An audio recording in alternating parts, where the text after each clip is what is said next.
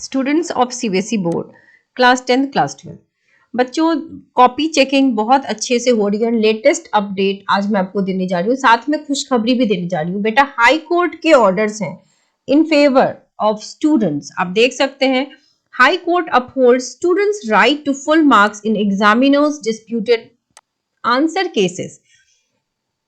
यानी कि अगर टीचर ने बेटा टिक मार्क कर दिया और मार्क्स देना भूल गया, तो अब हाई कोर्ट के ऑर्डर से कि टीचर की अगर वो गलती है तो नंबर बच्चों को मिलेंगे।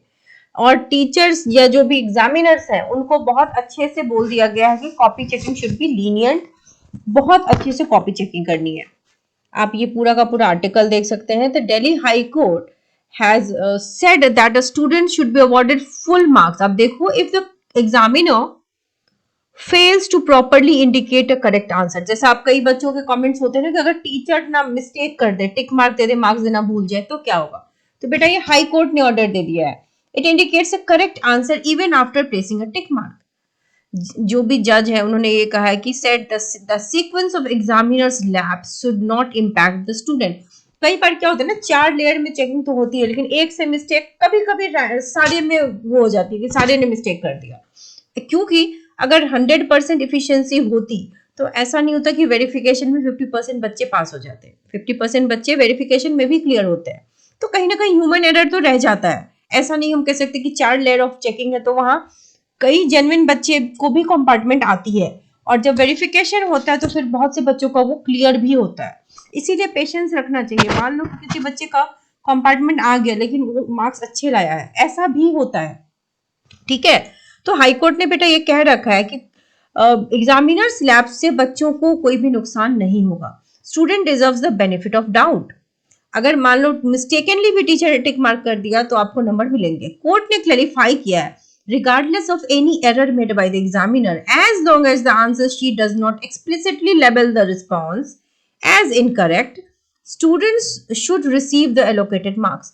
मतलब मिस्टेक से भी अगर टीचर टिक मार्क करके आगे बढ़ गया और आपका आंसर गलत भी था तो भी आपको नंबर मिलेंगे।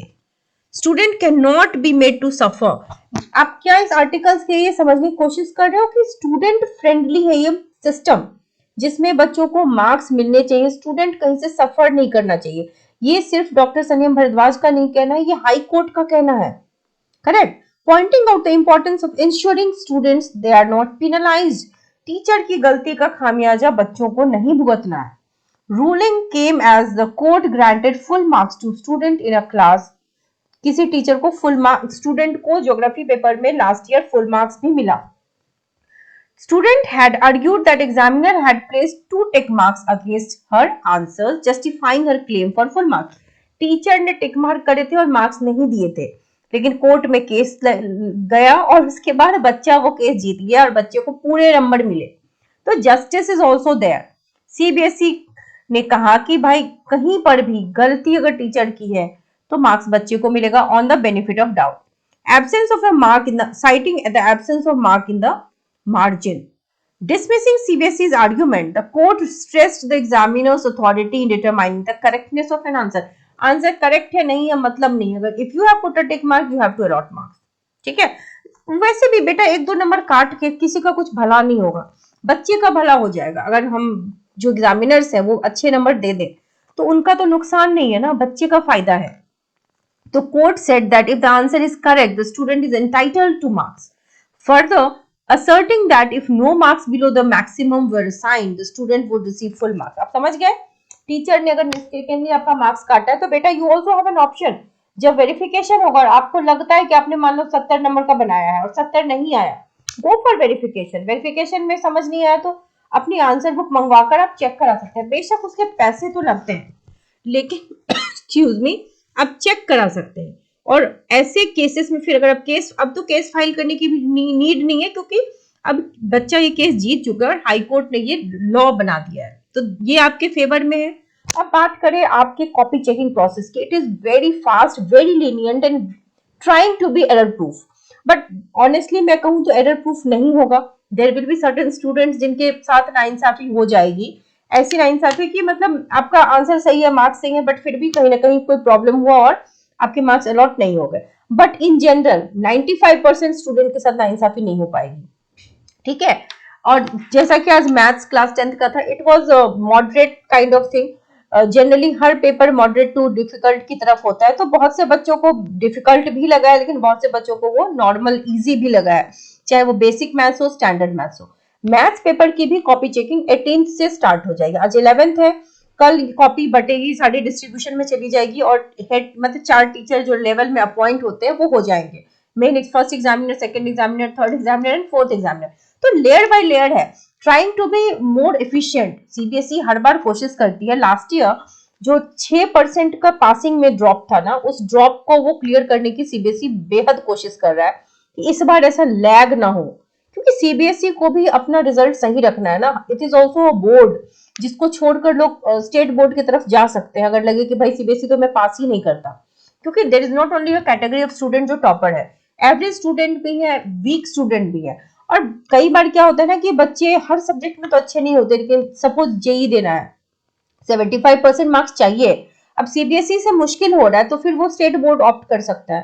तो सीबीएसई भी इन सब चीजों का ध्यान रख रही है कि मार्क्स ना कटे, इसलिए जहां जहां आपने अटेम्प्ट लिए हैं, अटेम्प्ट थोड़े भी रेलेवेंट हैं, बिल्कुल एब्सर्ड है तो टीचर मार्क्स कैसे देगा, लेकिन अगर रेलेवेंट है तो मार्क्स देगा। तो पेपर जैसे मैथ्स था, आपने अगर फॉर्मूला लिखा है तो मार्क्स फॉर्मूला के मिल जाएंगे, थोड़े से स्टेप्स लिखे हैं तो स्टेप के नंबर मिलेंगे। बहुत से बच्चों का यह कहना था कि set 2 was difficult, but copy checking बहुत ही लीनियंट तरीके से की जा रही है, बहुत ही अच्छे से, कि बच्चों का कोई नुकसान ना हो।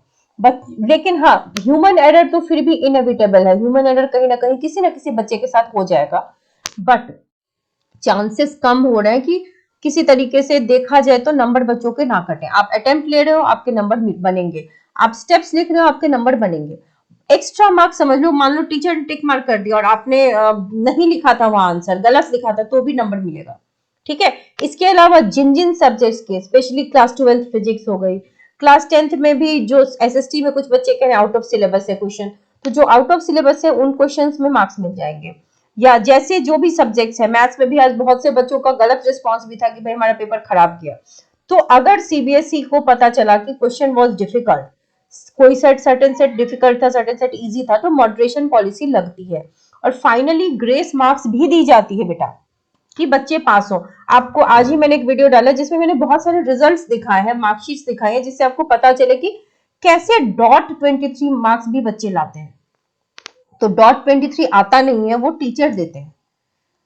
अब आपके कुछ डाउट्स क्लियर कर दें मैम। हम 17 पेजेस लिखा था, उसमें मैक्सिमम 10 क्वेश्चन का सिर्फ गिवन लिखा है। ओके बेटा, गिवन के तो हाफ मार्क्स होते ही हैं, 10 क्वेश्चन का आपने गिवन लिखा है तो 5 मार्क्स तो आपके बन गए। और जो जानता था सॉल्व किया फिजिक्स में, क्या पास हो जाऊंगा? आई 17 पेजेस लिखा है बेटा, तो मुझे लगता है कि आप पास हो जाओगे, क्योंकि 10 क्वेश्चन का आपने सिर्फ गिवन लिखा है। इसके अलावा आपने अगर सही भी लिखा है, देखो आपके 23 मार्क्स तो पासिंग है, 23 मार्क्स में आपने अगर 15-16 नंबर का भी बना लिया है, तो टीचर आपको मॉडरेशन पॉलिसी फिजिक्स में तो लगेगी, ये तो पक्की बात है। बाकी सब्जेक्ट्स का नहीं पता लगाएगी कि नहीं लगाएगी, बट फिजिक्स में तो लगनी है, क्योंकि पूरे देश के बच्चे ही लगभग रो रहे हैं कि हमें पास करा दो।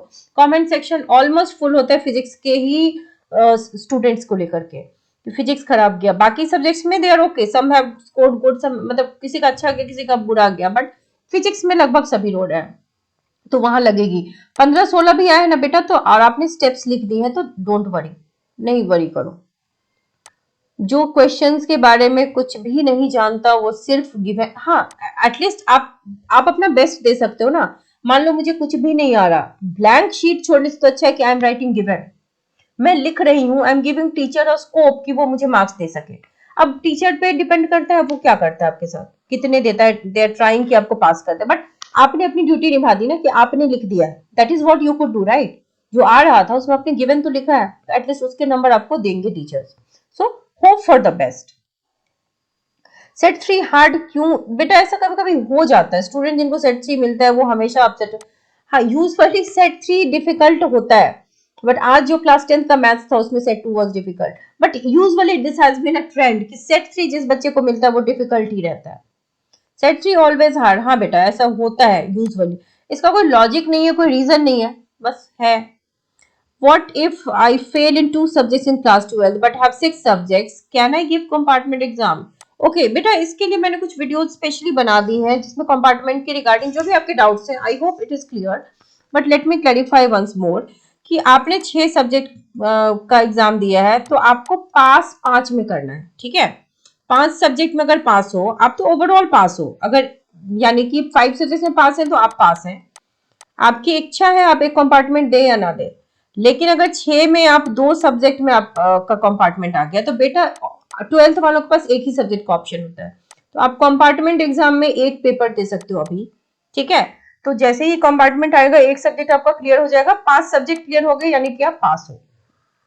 अब अगर आपको दूसरा पेपर भी क्लियर करने का मन है तो नेक्स्ट ईयर फिर जो एग्जाम होगा ना बोर्ड का, तो आप उनके साथ बैठ करके फिर दूसरा पेपर क्लियर कर सकते हो। अदरवाइज 6 में से अगर 5 में आप पास है तो यू आर पास और you can move ahead with what ever course you want, correct. When बेटा रिजल्ट जो होगा मई के फर्स्ट वीक से पहले आने के तो चांसेस नहीं है। कॉपी चेकिंग फास्ट है, 12th का पहले आना चाहिए, बट मई के फर्स्ट वीक से पहले तो नहीं आएगा result. Set 1, yes set physics में बेटा set 1 2 3 all where hard. What if I fail in 2 subjects, again same question. Out of 5 बेटा 5 में से अगर आप 2 में फेल हैं तो फिर तो आपको अगले साल देना पड़ेगा पेपर। अभी आप एक पेपर का मान लो कि कंपार्टमेंट क्लियर कर भी लेते हो, तो भी आपका 4 ही पेपर क्लियर हुआ। आपको नेक्स्ट ईयर वाले सेशन में या तो आप एक सब्जेक्ट का बचा हुआ कंपार्टमेंट दे दो या आप पूरी थ्योरी रिपीट कर दो, आपके ऊपर ऑप्शन है, ठीक है। आई मीन कि आपको 5 सब्जेक्ट में तो पास होना है, 5 में से अगर 2 में कंपार्टमेंट है तो आपको क्लियर तो दोनों करना है, तो एक कंपार्टमेंट अभी जो होगा 1 महीने बाद उसमें आप क्लियर कर लेना एक्सक्यूज मी, और दूसरा कंपार्टमेंट अगले साल का जब बोर्ड होगा उसमें आप क्लियर कर सकते हो, ठीक है। But why are you thinking कि आपके 2 पेपर में कंपार्टमेंट आएगी, जरूरी नहीं है ना बेटा। हाँ सीबीएसई में ये लिमिटेशंस भी गलत है कि 2 पेपर में नहीं दे सकते, अरे जितने में लग गई उतने में बच्चों को देने दो। ये है, there are so many flaws with CBSE जिससे बच्चों का नुकसान होता है।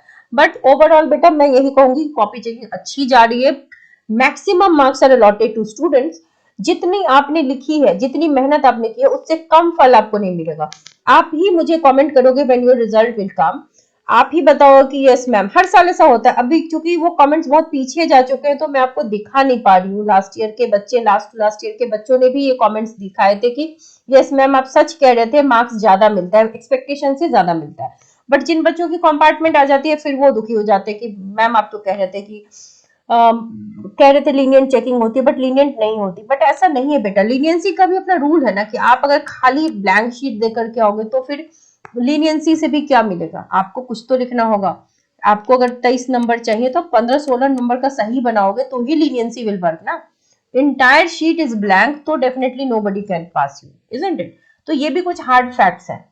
सो यही कहना चाहूंगी कि कॉपी चेकिंग अच्छे से हो रही है। आज के डेट में भी मतलब जिन बच्चों की कॉपी में कुछ भी लिखा हुआ है ढंग का रेलेवेंट, उनको मार्क्स दिए जा रहे हैं। दिक्कत बस उन्हीं पेपर्स में आ रही है जिन पेपर में बच्चों ने खाली अभी भी छोड़ा है। ऐसा नहीं कि इस बार बच्चों ने ब्लैंक शीट नहीं छोड़ी है, बिल्कुल छोड़ी है।